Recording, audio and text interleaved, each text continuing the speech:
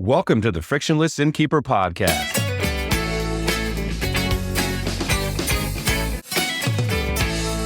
Coming right up, fresh tips and insights from lodging professionals aimed at helping you improve your business. Our podcast is brought to you by the Frictionless Guest App, the digital concierge that helps your guests to live like locals.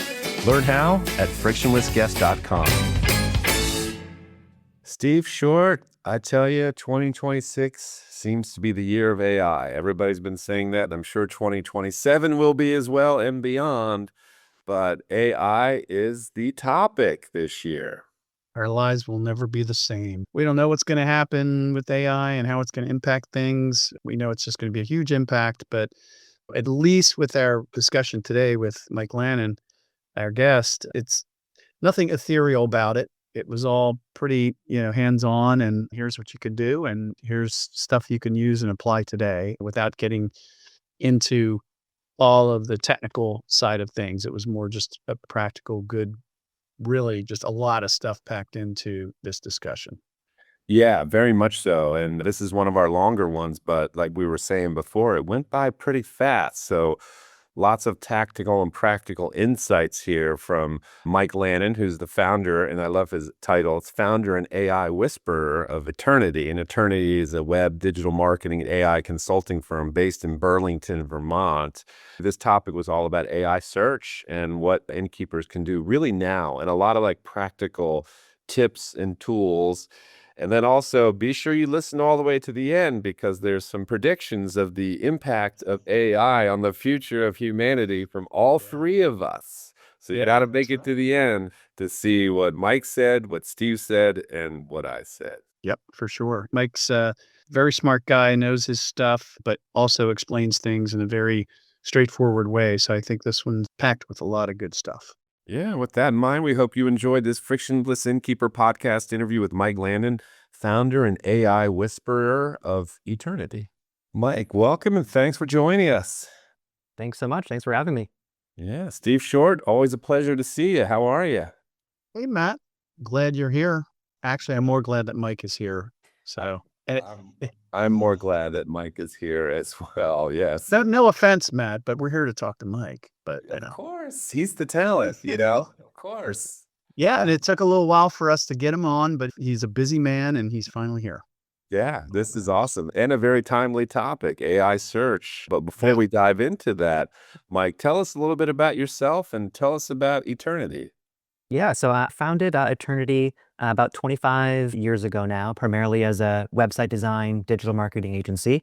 And then over the past probably 4 or 5 years, dove pretty deeply down the rabbit hole of AI technology, from both content creation to data analysis, and then quickly found that it was going to really take the cake on any kind of technological changes. We're a team of 12 based in Burlington, Vermont.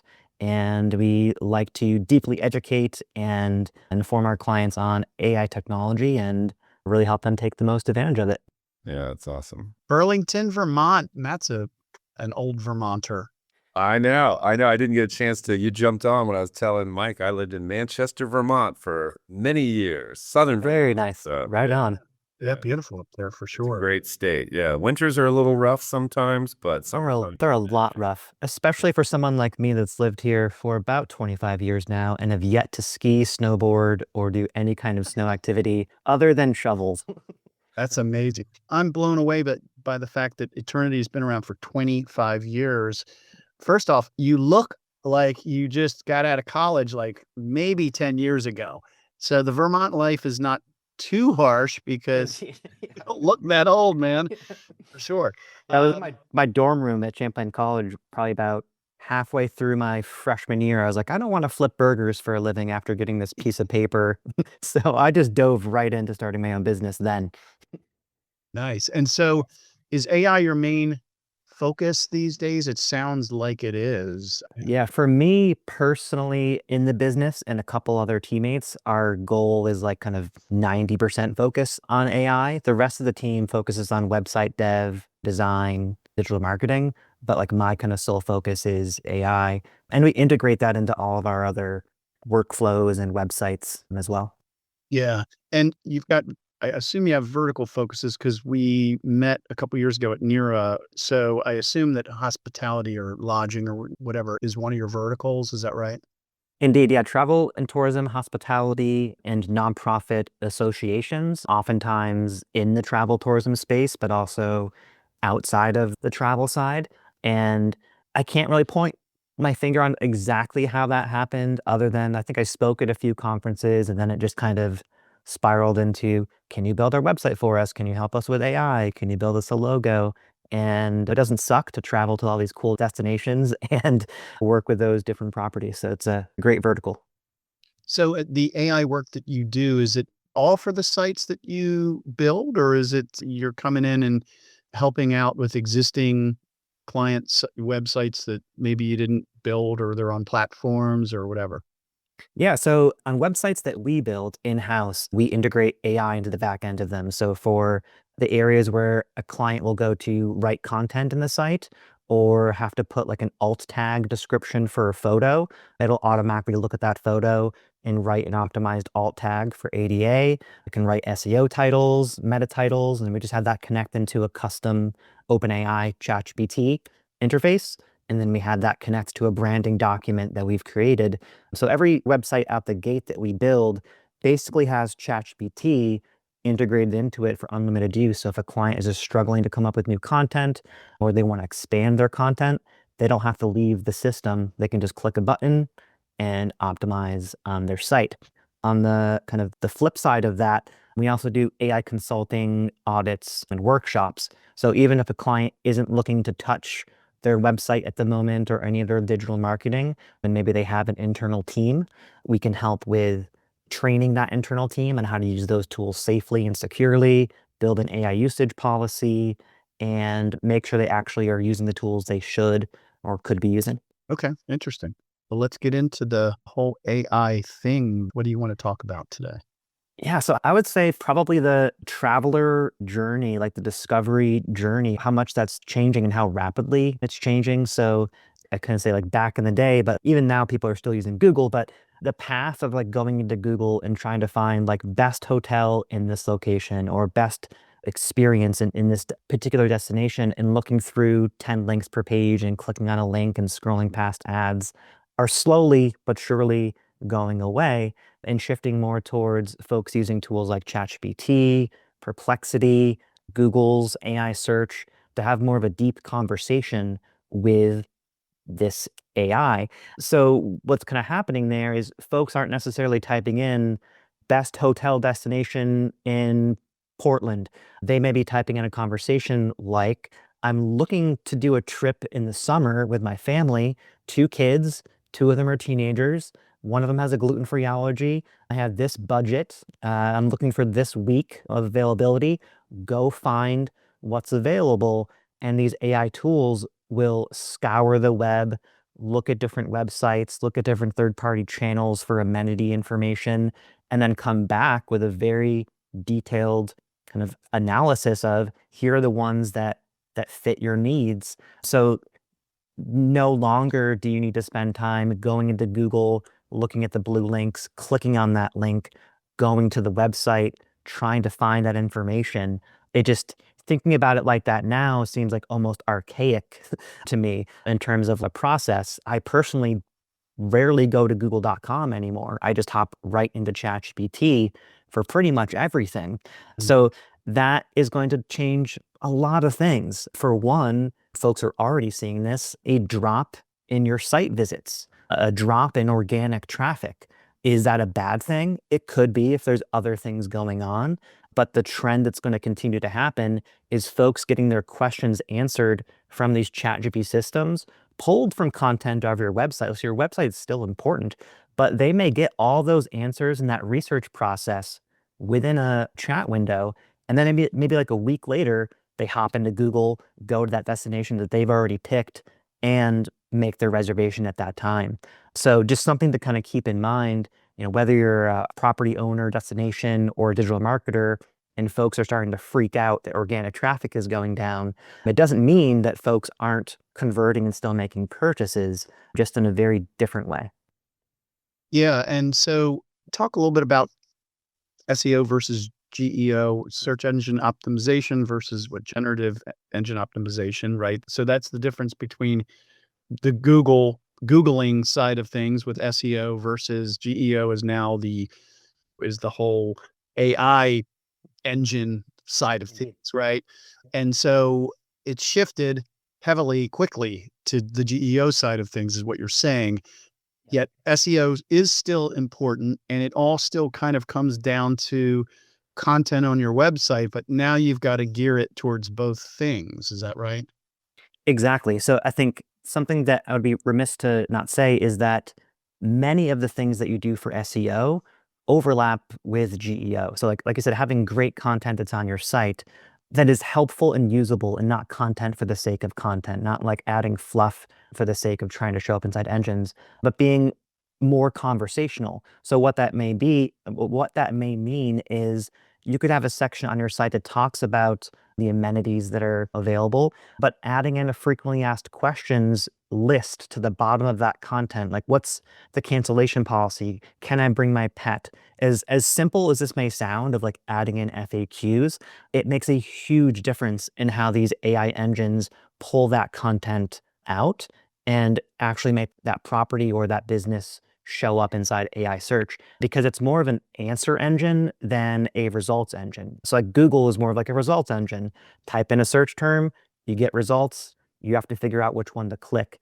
Generative engines are an answer engine. So you type in your one sentence or your manifesto of content. You can give it a full brief of what you want to do for your trip or your plan, and then it goes through and does all the heavy lifting for you. That content is still important on the website, but your content on your website is not as trusted as a source of truth or validity as much as other third-party channels like TripAdvisor, Travelocity, Yelp. Those are very trusted systems, and they all have the ability to pop in frequently asked questions there, all of your amenities, making sure that every single possible thing from like food allergy accommodations to accessibility accommodations, all those things are like filled out perfectly across those channels because AI looks at those more heavily. And if those have not been dusted off in a while and it has inaccurate or outdated information, that's going to show up as truth to the AI engine and be presented to your user. So it is, again, all those things were important-ish for SEO too. So I have sort of a struggle of like, is this really much anything different, or is it just SEO with a new letter, thrown inside there for digital agencies to say you got to pay us? Mostly it's do all the things for SEO that you should have been doing. And then there's a list of other things that are really kind of more specific to GEO. Okay. How much, just out of curiosity, like in terms of presentation of the UI for the website, I don't know. I always had this weird feeling about SEO where it's like you want to say what you want to say, but then you have to gear it towards SEO. So it's almost like you're being muzzled somewhat. Um, Yeah. how much of that, like, how does the keywords and all that stuff, how does that work on the GEO side of things? Like, so like you say, like you put FAQs down at the bottom. Do you also have to be concerned with how you phrase things? It sounds like keywords are less important, although keywords would always be embedded in, web page verbiage as well as blog posts and those kinds of things. How is it different with GEO versus SEO with that stuff? Yeah, great question. So I believe, and from everything that I've been reading and digesting, that keywords are less and less important. And Google themselves, even before these AI tools, had started to put a focus on that of making the content very helpful, very useful to the user, and not just blogs for the sake of blogs or adding in like bulleted lists of all the towns that you serve just so you show up type of a thing. They've been moving towards that over the past couple of years. With AI, I think it's just more important for the content to be conversational in the way that it's written on your site, as much as your brand kind of voice guide allows. Because everything that's happening inside these AI engines is a conversation. So if it's written really kind of talking to the user in a very friendly, approachable, answering all the questions kind of first and foremost, it's just going to rank a lot more. I would say that the evolution from kind of keywords to more like content clusters and intent. So like focusing the content around an intent for the user, which again is kind of where SEO was headed anyways. And GEO for AI has sort of just put a fast track onto that. Even in our like kind of SEO optimization flows that we're doing now, even though I think just because clients sort of just have this in their mind still, like, I want to rank for this particular like word on page 1, item number 2, that still has like a valid point, but it's going to slowly go away. I feel pretty strongly at some point there's not going to be links on google.com anymore. There's an option to go like into AI mode inside google.com directly. I may eat my words in a year when somebody else is watching this and it's not there yet, but I feel pretty strongly that that's going to go away and it'll just be a giant text box. You land at google.com, you have a conversation with AI, and it gives you the answers there. No more like ranking for page 2 or item number 2 on page 1 type of a game. The other thing, just kind of real quickly on that, is SEO results, like kind of traditional Google rankings. Not that you stayed there forever, but for the most part, if you worked real hard and got your site optimized to be on page 1, kind of item number 3, you were there for a while and you were there for a majority of folks, maybe adjusted a couple of ranking positions depending on where that person is searching. With AI, you could do the exact same search, same person, same computer, and you will get completely different results. In Google, you could do that same search, and for the most part, you get those same like 10 links that are there. So it is kind of a battle to show up in that conversation. And there's no real way to like always be the number one thing every single time for every single answer. That's interesting. So how do you, in terms of the website stuff, and I think in a recent conversation we had with somebody about this, I think I was referring to this as what I'd call dynamic versus sort of static content on the site, page content versus blog type content, right? Blog being the dynamic stuff, the stuff that you keep posting, versus your web page is going to remain pretty static.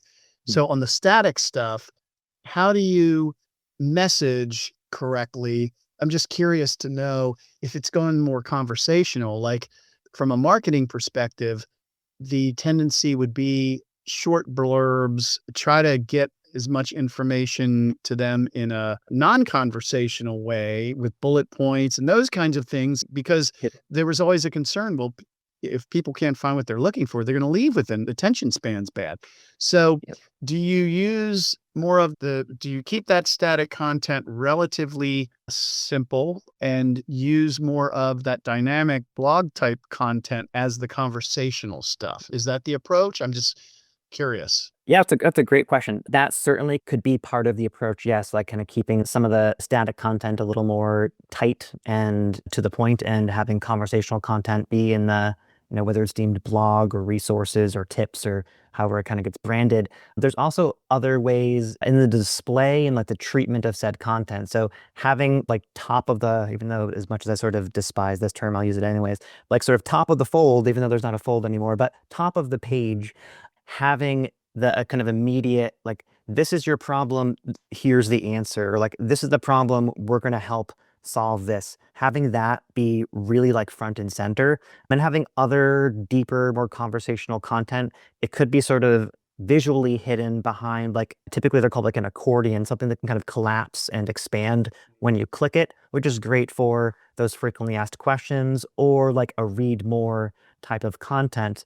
So for the user that lands there, like not from AI, doesn't like take a look at the page and say, what is all of this? I'm just going to click back.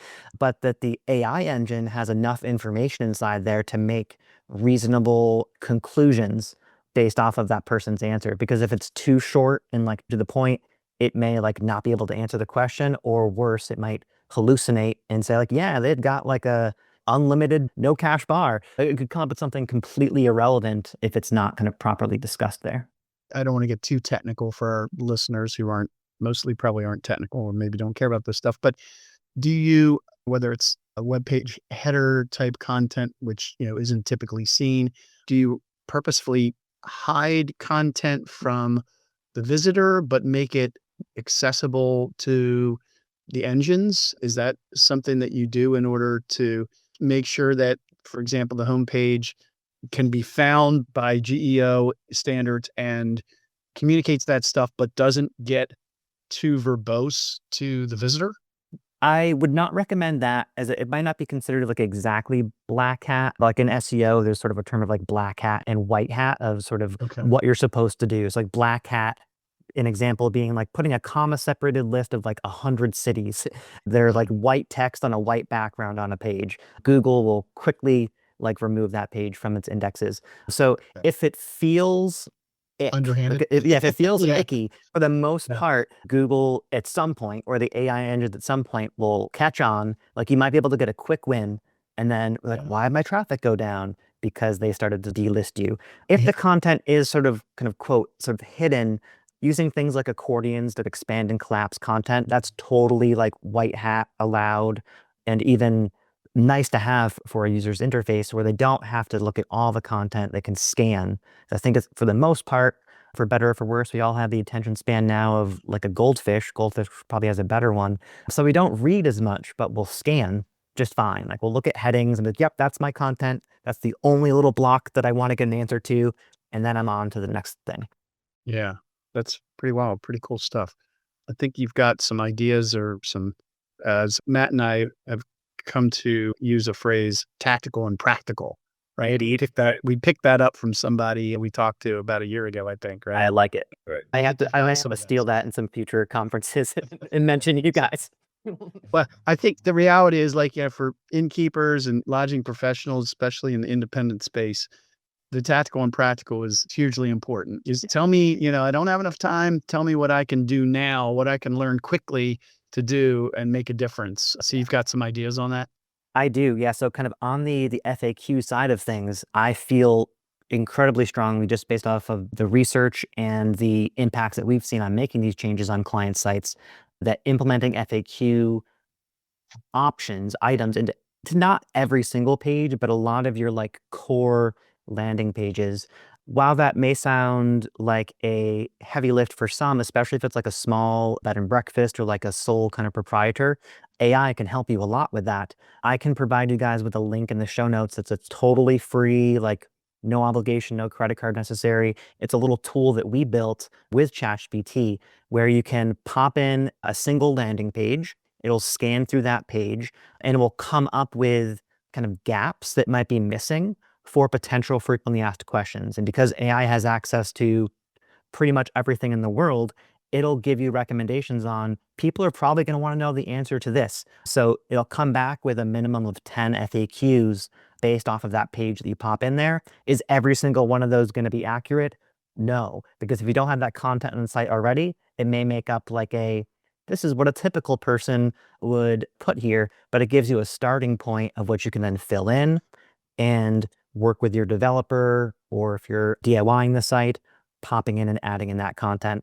I think that is in my opinion, quickest thing that you can do, the most tactical, depending on your kind of technological know-how, probably the most straightforward one to do. There's not a heavy lift on the technology side of things. It's mostly content.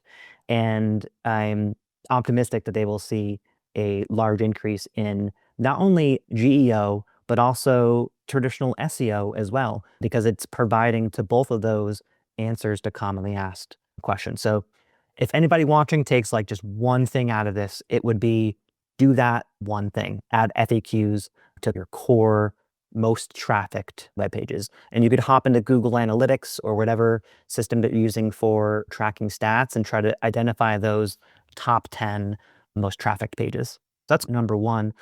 A few others here. These may sound like low-hanging fruit, but they also are pretty quick and tactical, bringing up all of your probably many third-party channels like TripAdvisor, Booking.com, Yelp, Travelocity. And if those haven't been dusted off in a while, they could have some pretty inaccurate information on there. They could have reviews on there that have maybe potentially inaccurate information if somebody left it for like a wrong property or like a different franchise. So clearing up reviews on there, but also adding in all of your special amenities, Many of those systems allow you to update photos and even add in FAQs and other related things, because AI engines look at that content even more so than your website itself for answers to some of those questions. So that's another fairly like low-hanging fruit.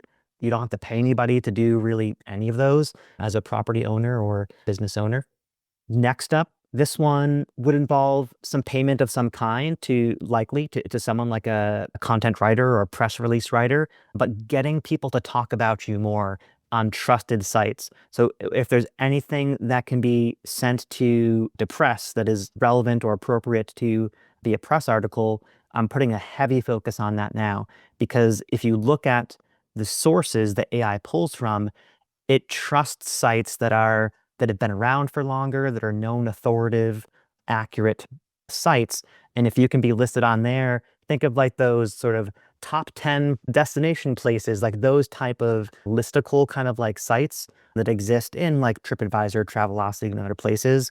Getting listed inside those, while that might incur a little bit of kind of one-time money to get those out there, can have a really big impact on you showing up. Because while your site might not initially show up inside that AI conversation when somebody does that lookup for like things to do or places to go, that third-party site may, and then they go to that third-party site, or they see in the AI result answer that place got recommended, and then link to the website there. So press releases and kind of like earned media, while I think they had, in my opinion, like kind of PR submissions and PR in general had like a peak and then kind of started to go like, not a downward trend, but just sort of plateauing, at least from my perspective. Now I think it's going to need to get cranked up a little bit to be able to show these AI engines, yes, this is a trusted source, this is a valid place, I'm going to suggest this to a user that's typing into my AI text box. Well, it's interesting, the content writing part, or requiring content writer. I think what you're saying is you want backlinks from other sites to your site. Is that right? And so that can come in different ways. These third-party vendors that are trusted by the AI engines is, that's one way.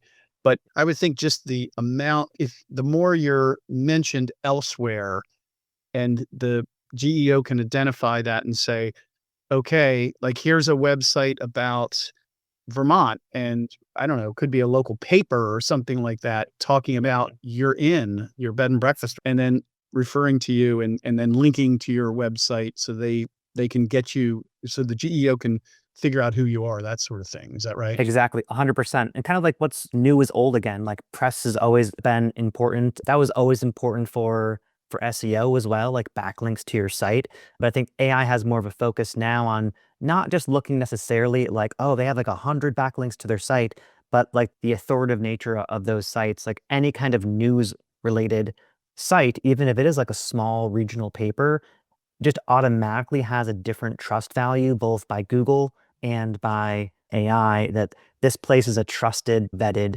source, for better or for worse in our current like political news system. But it makes such a big difference on you showing up like multiple times inside the AI conversations that are happening.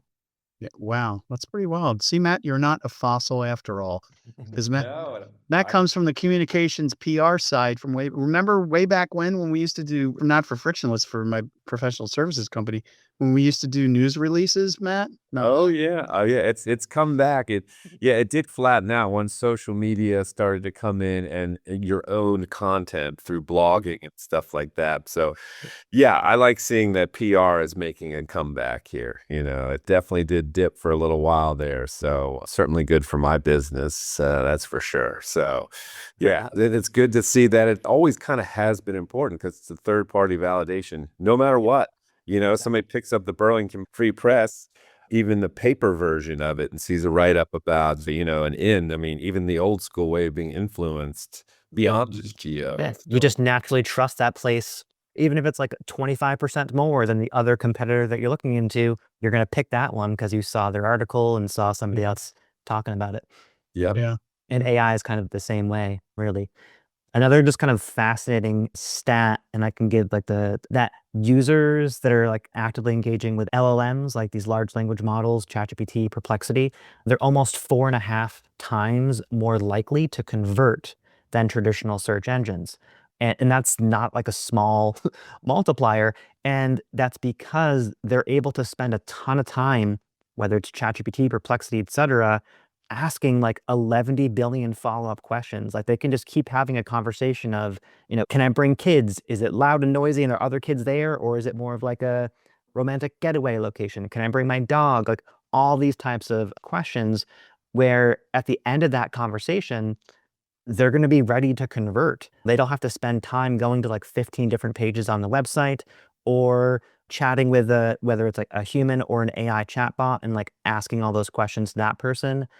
AI, in a way, is turning into kind of like a personalized travel planner slash concierge that's personalized to you, especially because in many of these systems, depending on like how much you've shared with it or what your privacy settings are, I'm not suggesting everyone do this, but I mostly traded my privacy and security for convenience like a long time ago, like before these AI engines came out, like this little black mirror inside our pockets tracks everything about us, our phones and watches, everything is tracked. So I mostly had to come to the mindset of I'm going to tell these AI systems like my food preferences, where I like to go, my age, my height, like all sorts of personalized information. So when I'm inside my ChatGPT and I ask for like the best place to get food in this location, it knows that I like Thai food, that I love extra spicy, that my wife is gluten-free, and it gives me a hyper-personalized answer of, here's a place to go get great Thai food, and they have a plethora of gluten-free options. I don't have to type in to my AI all that information because it's stored in its memory. So personalization is, I think that's what most people are going to just naturally expect now as time goes on, of like a hyper personalized response that's just for them and not the generalized just because this is number one. Yeah. So what are the implications to the property owner, to the lodging folks on that? Depending on like how well your content is written and how much of that like kind of detailed info that you put into your site, you're going to show up inside on that particular location, down to like the most kind of niche like things. Because somebody might be typing in like, I'm looking for a bed and breakfast that is small, intimate, has that's close proximity to XYZ, that has gluten-free options for breakfast, like very, very detailed ask, and you might only get 2, 3 results that kind of come up in AI for that. But that person's going to know out of the gate, yeah, one of these or all of these might be a good fit for me, but only if that information exists on their site and in some of these other third-party channels. Yeah. Interesting. So in a way, it kind of, the underdog or smaller properties have just as good of a chance of showing up inside these engines because it's AI is not going to show, like, I don't want to name any particular like big box hotels, but like it's not just going to put like a big particular box hotel just because they're big if that particular place doesn't match all that criteria. That being said, if you've watched the Super Bowl, Claude by Anthropic did a quite humorous poke at ChatGPT and OpenAI because ChatGPT, they've already launched this, but not to the public yet, an ads system for paid ads into ChatGPT. Like it or hate it, basically every app eventually turns into an ad-based system. Claude, kind of a major competitor of ChatGPT, says they never plan to put in ads. But the way that the ads will work is you can do your search inside ChatGPT. You'll still get your unkind of doctored AI results, but then directly below that, completely separate, we'll say like related sponsored results. So the big box hotels can pay to play to show up inside there, even if it doesn't match that criteria. Kind of similar to Google. Like you can pay to show up as item number Right. 2. And if I did a search for something, it might be completely unrelated to what I was looking for. So that's coming down the line now and will also kind of mean needing to get into that ecosystem if you want to show up even more in those results.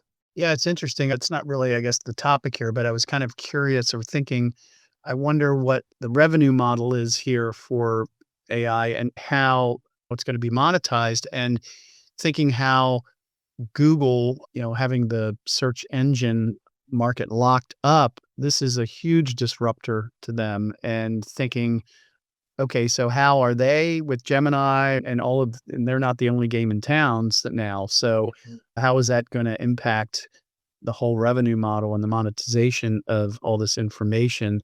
And I'm sure just Claude can joke all they want, but it's just a matter of time before it's monetized somehow. You can't just keep building all this stuff, and it's expensive without starting to show revenues, to investors, right? So Exactly. It's my understanding that OpenAI is, they're not swimming in money. Like they're not making profits. They're just banking and investing on this isn't going to just be a bubble burst or like a fad of like, oh, remember Friendster before Facebook and when it came out? Like, it's not going to be like, at least in my opinion, it's not going to be like that. Like, this is as disruptive as like when the internet came out. Like, you can ignore it all you wish and be like, I'm not going to get an email address. But as crass as it sounds, like you will get steamrolled if you're not in it. And these big players know that, yeah, they're going to need to monetize it in some fashion, more so than just like the monthly subscriptions.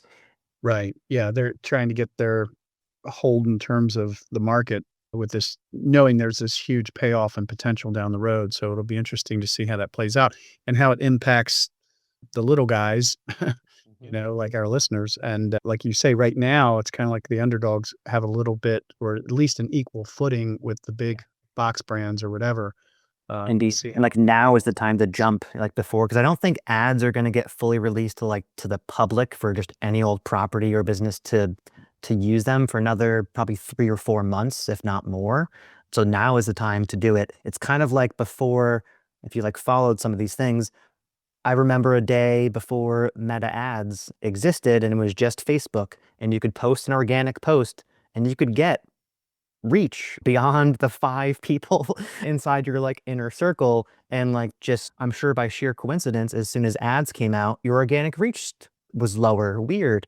So as soon as these like things become turned into ad systems, I think the user experience can get definitely abrupt. And it's also harder to show up in there if all these big players are just putting all their money towards it. So yeah, my soapbox of like, get on this now, get on this like a year ago, but like get on this now if you haven't already. one other question that I had scribbled down before, I almost forgot to ask you. So what is the timeline? Just like, with SEO and organic search and all of that, it takes a while for you to get, once you've updated your information on your website and wherever else, it takes a while for you to get noticed and kind of used to work your way up that organic search ladder, right? Yep. So what are you seeing on the GEO side? How is this working? And is it the same kind of thing where, I would think, because again, it's all about trying to get accurate, reliable, trusted data, right? That's what the AI engines want. So I would think that that's going to come in time, but is it the same timeline, or what are you seeing? Yeah, that's a great question. It is like apples and zebras different. So not even like the same fruit family, because SEO, even though it's quicker now, if you update a bunch of content on your site, it's not going to be like updated that second or even like that day. It could take days or weeks. It used to take like months in the past, but for the most part, you can start to see some SEO movement and change in a matter of weeks, if maybe not like a month. But with GEO, like ChatGPT and other tools like that, because of the nature of how those systems work, they're doing a live lookup of information at times of search inside things like ChatGPT, meaning that it's looking and pulling at a particular website's content at that point in time, versus Google has this, I won't pretend to understand exactly how their algorithm works. We all take guesses and have things that we kind of do, but for the most part, it takes a lot longer to do that. And Google does like a snapshot at a set point in time. and then ranks you for that. So just like I said kind of previously, when you search inside Google and see those 10 links, it's not like those links are changing throughout the minutes or the days. They're like locked in for a little bit and then slowly adjust. But with GEO, you could make like a bunch of these changes, like the FAQ changes and other things like that, and see a near immediate, like that day, if not like the next day, change in showing up in the conversations, because it's going to go out there and do another new live lookup and see that you have answers to all those questions. Amazing. And to think about that happening with all of this data out there, it's kind of mind-boggling that it's happening real time, basically. It is, and that's what's costing them, like, my favorite, like, term of the number, $11 billion, like, a day, like, keep these systems running. They're, like, basically melting their servers, and using an absorbent amount of water and resources, which has me sort of, like, on a teeter-totter of, like, is the world gonna be around for these AI tools to work? But hopefully AI can fix that for us, knock on wood. Or maybe it's going to be up in the sky, like we just heard. Well, no, because of Elon Musk. That's his model. Is he wants to put the data centers up in the sky because you've got because that's his new because you've got just use the solar power, I guess, basically. Indeed. And cooling. You don't have the cooling problem. Yeah, right? because it's, like, So quite cold up in space. yeah, I mean, that came out of left field for me, but when I heard that, I'm like, wow, that's brilliant. It does kind of make sense. Yeah, as long as you can control the things once they're up there. Like Exactly, yeah. otherwise you got a big time investment that's, I guess, floating away somewhere. So All the space trash up there. pretty wild. Okay, well, great. Anything else you want to throw out there? I think that you want to talk a little bit about another practical tool that I think you've got, right? Yeah, so I would say another sort of suggestion to folks, because these AI engines are so different, it's not like you can just sort of pop in, I want to rank for this set of 2 words, and I want to show up on page 1. Here's a tool to track where you rank for that at this particular time, kind of a thing. It's very different for AI because, like I said, that ranking is more of like a share of voice, like showing up in the conversation, and it's different every single time, every different result. So there's a tool that we use. It's a third-party tool that's called Peak, P-E-E-C AI, Peak AI. And it allows you to put in your website, and it initially does like an analysis of your website to kind of figure out like who you are, who your target audience is. It even comes up with like a suggestion of these are probably the themes and conversations that you likely want to track. You can review that. You can add in more kind of phrases and conversational topics that you want to try and see if you're showing up in the conversation. And then daily, it runs prompts. So it basically does the equivalent of like a human going into one of these tools, typing in that sort of long-winded question and seeing if your brand is mentioned, as well as your competitors. And then it shows you a share of voice, because that's really what you want to really try to aim for now, rather than like being page 1, item number 1, you want to get like 40% of voice or X percentage of share of voice. And that tool Peak, we're not paid by them to mention it. We just really love that tool. It makes it very straightforward for both a novice, but as well as like an advanced digital marketer to start using it and just sort of tracking where they are. And just a level above that, it even gives you recommendations on change this content or add these topics to your pages to try and show up against a competitor. So it's really, really cool tool. Highly recommend it. And then inside Google Analytics directly in the back end, it's not exactly like just a point and click thing, but there's a custom report that you can set up where it will show specifically inbound site traffic to your site from these different search engines or AI engines, because they don't count as organic traffic. They count as like a referral source. So you can pop in this list of referring URLs, ChatGPT, Perplexity, etc. Because all these systems, when you click on a link in ChatGPT, it tags it with a little variable that says it's from ChatGPT, and you can start tracking that inside your Google Analytics. That is not going to track if you show up inside a conversation, but it will track if somebody saw that conversation and clicked on that link and went to your site, and at least allows you to show, hey, we got 10% drop in our organic Google.com traffic, but we got like a 25%, bump in traffic from all these AI referring sources. Okay. Interesting. Neat. Wow. A lot of stuff, a lot of applicable stuff. Matt, you want to kind of ask your normal last question?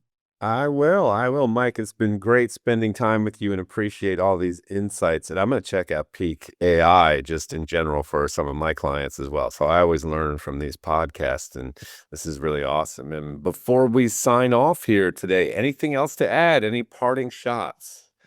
This is a fun question, and it would be for all of us to answer.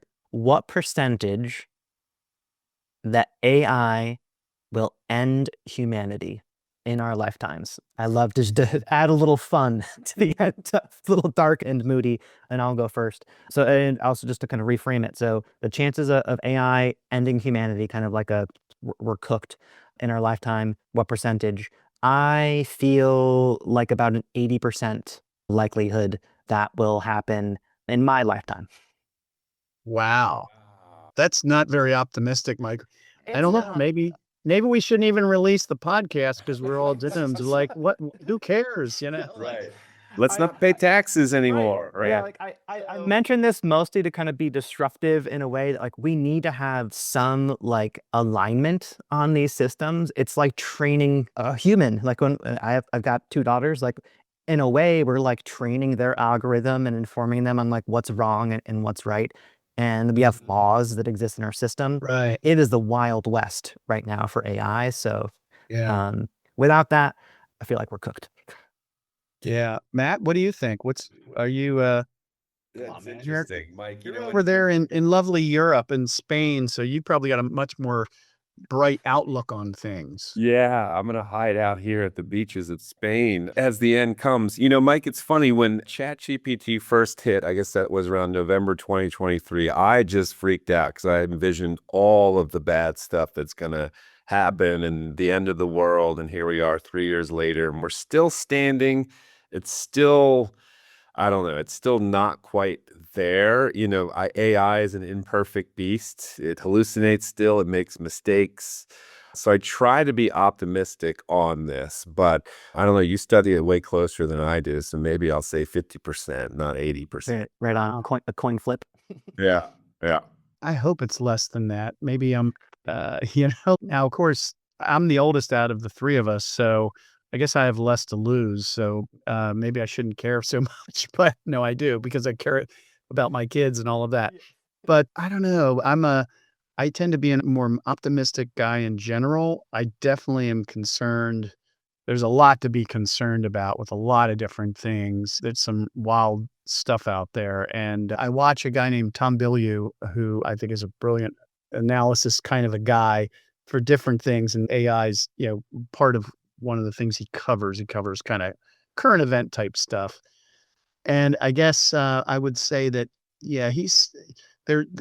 I'm more optimistic about some of the incredible stuff we can do, but I definitely see the potential dark road that we could be on. And I guess maybe I'm hopeful that we will figure out what those guardrails should be, and hopefully come to some agreement upon that. Just like, I don't know, hopefully we can do it, but it's just like the Constitution and freedom of speech and those kinds of things. It's like, can we come up with some basic tenets of, Right. What the machines can do and force us to do and not force whatever. I don't know. Exactly. Lead us, So I'll go less than 50%. Do I have to come up with a number? No, that's okay.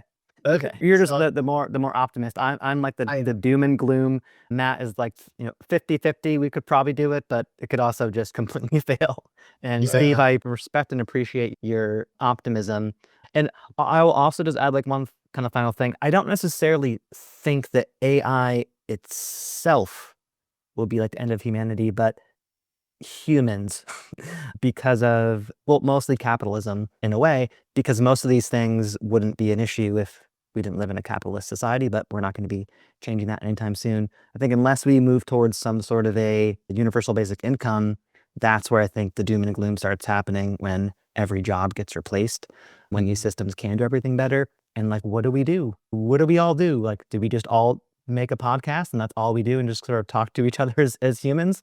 Or could we put a focus on doing other things like living instead of having to pay to live in a society?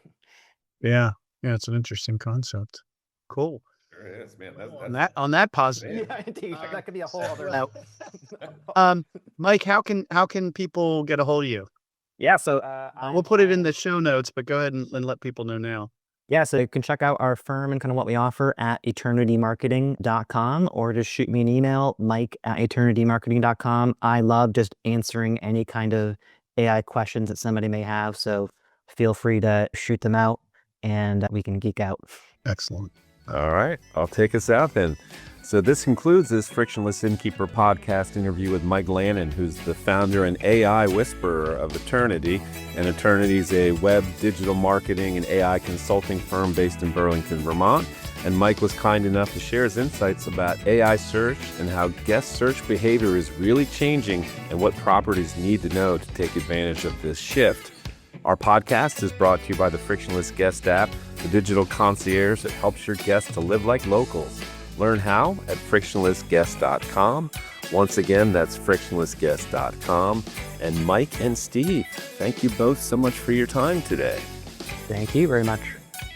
Thanks, Mike. Good stuff. Really appreciate it.